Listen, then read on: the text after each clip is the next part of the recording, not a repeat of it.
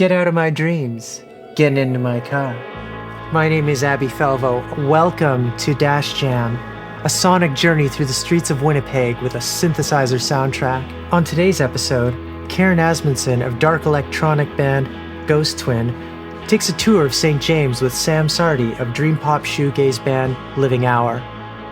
Enjoy the ride.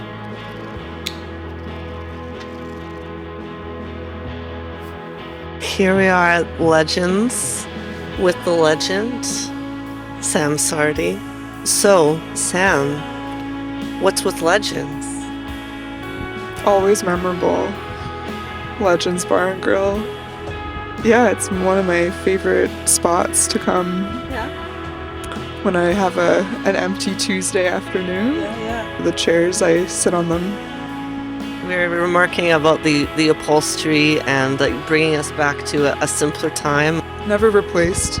I think they're damp. Any special memories of Legends you'd like to share? Indeed. I turned 18 here. I wore sweatpants. And I was here all night and we were drinking Baileys. Wow. Was the drink of choice.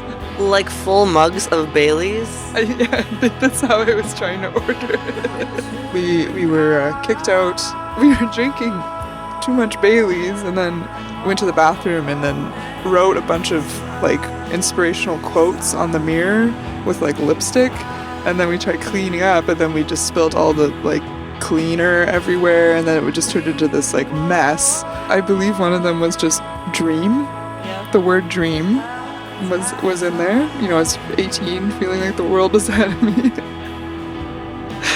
Being with all of those men all of the time. All the time. Mm-hmm. The only spot that I have alone is in the bathroom. Yeah. How many times have you changed your clothes in a dirty bathroom stall? So many. So countless. I have a whole system. Yeah, you have a system? Yeah. Is that something that you'd like to share? Yeah, sure. Yeah? It? Yeah, I would. Share the system. If yours is any comparable to mine. Yeah.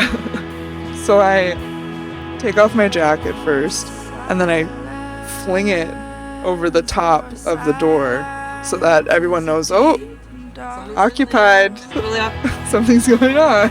Those doors don't always lock properly. Exactly. Yeah, then I change. But then the taking off the shoes is a really hard part too. Yeah, it is, because you don't want to touch your socks. Nothing is touching the ground. So the hooks are a really good tool that I use. And then sometimes if I'm feeling brave, I'll put down the toilet seat and then use it as a table. And then there's also the back of the toilet. It's kind of great. And then the shoes, I'll take them off and then stand. Kind of stand on the shoes. In your shoes or on top of them? On top of them, yeah. Can it emerge to perform music out of your little sanctuary stall? It's true. Yeah. It's nice. Yeah. Nice little pre-show ritual. Yes. Right, leaving Legends. Bye, Legends. Always Legends. Always memorable. I like this one, kind of. That's a nice patch on the Juno. Yeah, what do you think of the gear here? It's great. Yeah? I've definitely played with this one at L&M, and then I've my first introduction to the TR-08. I like the colors. It's reminiscent of my Casio.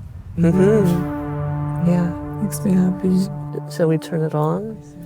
You're just going to switch it to the clear if you want to clear it and start. Oh, I see.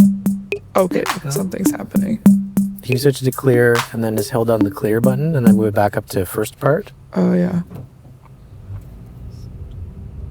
First part. B. Then you just hit the start stop and then you can start putting in beats and stuff like that. Oh, there's something. Oh, the cowbell. Cowbells only. That's where I got my trombone from. Oh, at the high school. Yeah. What was the appeal of the trombone? I guess I got to try all the instruments on some, night. Yeah, evening. Sampling. It was an evening. Yeah, sampling. I remember being at night. I was like, "Ooh, we're going to school at night." And then they just had stations set up, and then I tried the trombone, and I was like, really excited by the sound of it. I don't know. I've always been attracted to like lower sounds. Okay. And the person who was like facilitating the trombone station was like, "You really got a knack for it," or said something like really like enthusiastic about this is a trombone player right here, and they were like selling me on it. So I don't think they had anyone sign up yet for the trombone. And he's just like, the end of the night, he's like tired, and then I was like, "I'll take it." and I did it. Nice. And then I was like one of 3 of the entire, everyone just chose flute or something. Right. Yeah. But yeah, the trombone was where that was the best spot in the band class too, because you would play like 4 bars every piece. Like you would never play, and then you would just sit back there and hang out, talk with the percussion. Sure. Yeah. So you were in high school, never playing the trombone and like singing. Was it kind of like your secret, or did anyone else know about your exploring, like using your voice? Yeah, I think it was a secret. Yeah? I didn't tell anyone. Okay. I made like YouTube videos. You did? Like those cover YouTube videos. They're You so did? cringe. Oh. But the name of the account will remain forbidden. Okay. It'd be omitted from time and space itself. Yeah, they do still technically exist on the internet though. I covered like City and Color and like Seawolf and lots of like cute kind of indie stuff. I guess it was a bit of a secret. Like I didn't really have anyone to share music with. And it was kind of nice. It was just like a place I would go to. Okay. I didn't share it though. That's the thing. Like I just posted it. You posted it just to see told if anyone no one. would. Did anyone discover it? No. Like I got like a few mean comments like on YouTube. Like, That's unfortunate. Just one. Oh, but you remember. Yeah. Those things hurt. I know. So, and I think there's like maybe like 100 views or something. Like it's just that kind of thing. But it was more of like here, let's see what happens. I don't know how to explain it. But Right. So then what made you decide to come forward saying, maybe I could lead a band? And how did you move from that person with the secret YouTube to like the front person of a performing band? Yeah. Okay. It's super gradual. It kind of just, it was kind of Gil who just like drew it out of me, honestly. Okay. So you were able to like share your secret with him at some point then. Exactly. Okay. He was like the first person that I was able to connect with like on music that I actually liked. Okay. And I had this iPod that was just like full of like all of the music that I listened to every single day. Mm-hmm. And yeah, the first time we like talked, we were just, talk about bands and like bonding about bands. And he was like, yeah, like I love the Moldy Peaches. And I was like, oh my God, like this is amazing, and just like hearing that. And then like we could sing the songs together. And then he's like, yeah, we should play music together. And then we like played White Stripes. Nice. Yeah, I'm like getting emotional. It's so beautiful. It's like really nice. That is nice. Yeah. Yeah, so that happened, and then it's just like we've honestly been friends for almost like 10 years now. Mm-hmm. And we've just continued like to be huge supports for one another, and we just started playing more music and it just felt better. Yeah, it's pretty sweet. That is really sweet. So like in elementary school, this was like a special treat for your class to come to the museum, and you could see like live rabbits and snakes. Yeah, the Living Prairie Museum. We would talk about scat. Oh yes, yeah. Not the musical kind. Not the musical. The biological scatting. kind. The biological scat. Yeah, it's like it's really nice. And this is the high school. Right over there is the high school, and then back there. Sometimes kids would have bush parties, as they called it. Bush parties, yeah. Yeah. In the nature preserve. In the nature preserve, it was not. I was never there. No.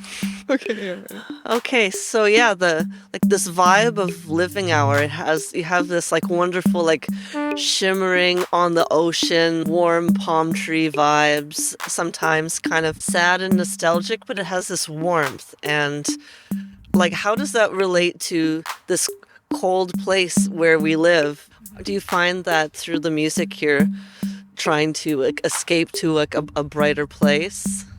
Yeah, definitely. Okay. What is that place like? What It's is the land of exactly- living hour? Where are you taking us? I mean, definitely some shimmering waves, as Okay. you've described, and probably sun. Would it be the Not the sun sight of our sun or the sun on another world? The sun on another world. Yeah? Yeah, it'd be like a red giant sun.